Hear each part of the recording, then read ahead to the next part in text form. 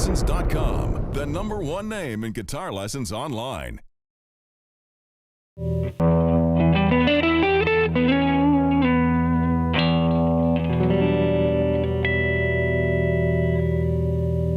Welcome to GuitarLessons.com. In this lesson, we're going to be learning a little bit about the Dorian mode and what notes in that mode give it the characteristic sound that we think of when we think of a Dorian scale.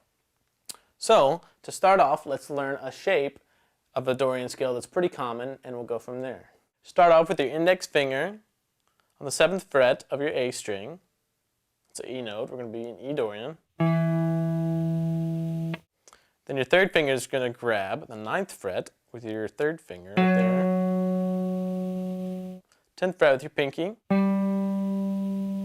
Switch over to your D string. Play your 7th fret with your index finger. The 9th fret with your third finger. Reach back with your index finger all the way to the 6th fret on the G string. 7th fret on your G string with your middle finger.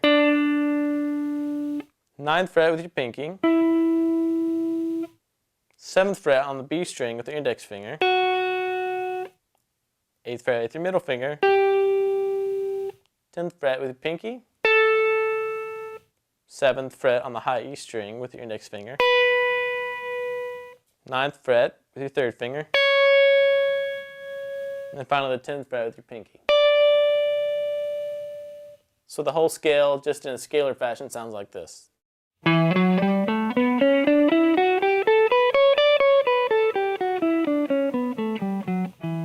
So let's talk a little bit about how this scale is made in relation to an E major scale. If you have a regular E major scale, an E Dorian scale is going to have a few notes that are altered to give it the characteristic Dorian sound. So if we have your 1, that's the same, obviously, E. The 2 is the same. The 3 of the scale, like a regular E major scale, would be lowered. The 4 would stay the same. The 5 would stay the same. The 6 would stay the same. The 7th would be lowered a half a step. And finally back up to the E. So I'll go through an E major scale to let you hear how it sounds, and then I'll go back to an E Dorian scale to let you hear how that sounds. So here's E major. Now here's that same scale, only you're going to lower the 3rd degree and the 6th degree just a half step, just 1 fret.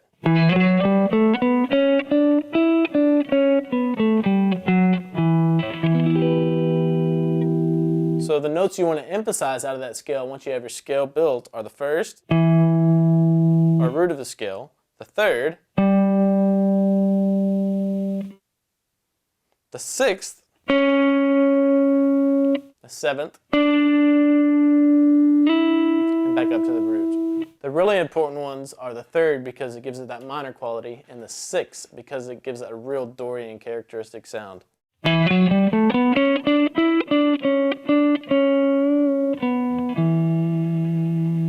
So the example I played at the beginning of the lesson, you'll notice that I played the open E string first and let it ring out before I played the little lick that really emphasizes the Dorian sound. This helps us kind of hone in on what a Dorian scale sounds like and helps us remember where our root is.